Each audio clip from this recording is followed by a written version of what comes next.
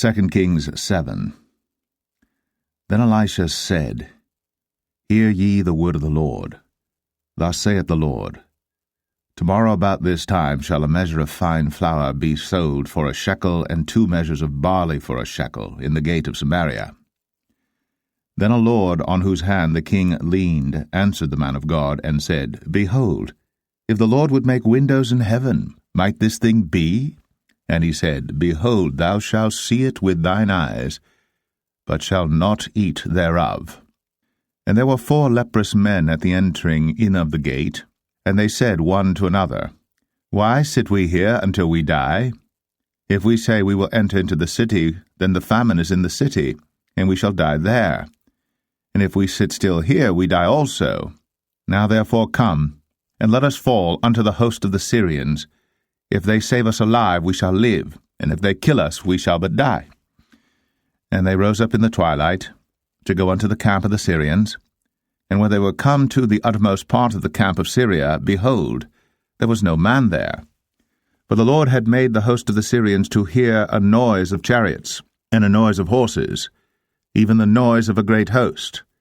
And they said one to another, Lo, the king of Israel hath hired against us the kings of the Hittites, and the kings of the Egyptians, to come upon us. Wherefore they arose and fled in the twilight, and left their tents and their horses and their asses, even the camp as it was, and fled for their life. And when these lepers came to the uttermost part of the camp, they went into one tent, and did eat and drink, and carried thence silver and gold and raiment, and went and hid it, and came again, and entered into another tent, and carried thence also, and went and hid it.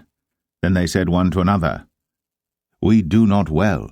This day is a day of good tidings, and we hold our peace. If we tarry till the morning light, some mischief will come upon us. Now therefore come, that we may go and tell the king's household.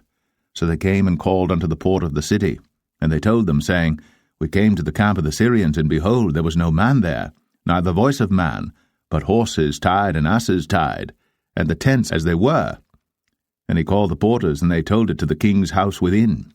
And the king arose in the night, and said unto his servants, I will now show you what the Syrians have done to us. They know that we be hungry, therefore are they gone out of the camp to hide themselves in the field, saying, When they come out of the city, we shall catch them alive, and get into the city. And one of his servants answered and said, Let some take, I pray thee, 5 of the horses that remain, which are left in the city. Behold, they are as all the multitude of Israel that are left in it. Behold, I say, they are even as all the multitude of the Israelites that are consumed. And let us send and see. They took therefore 2 chariot horses, and the king sent after the host of the Syrians, saying, Go and see. And they went after them unto Jordan, and lo, all the way was full of garments and vessels, which the Syrians had cast away in their haste. And the messengers returned, and told the king. And the people went out and spoiled the tents of the Syrians.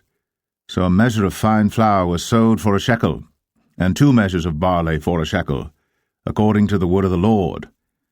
And the king appointed the Lord on whose hand he leaned to have the charge of the gate. And the people trod upon him in the gate, and he died, as the man of God had said, who spake when the king came down to him.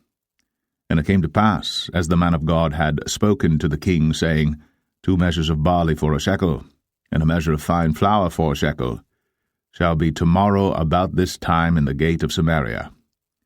And that Lord answered the man of God, and said, Now behold, if the Lord should make windows in heaven, might such a thing be? And he said, Behold, thou shalt see it with thine eyes, but shalt not eat thereof.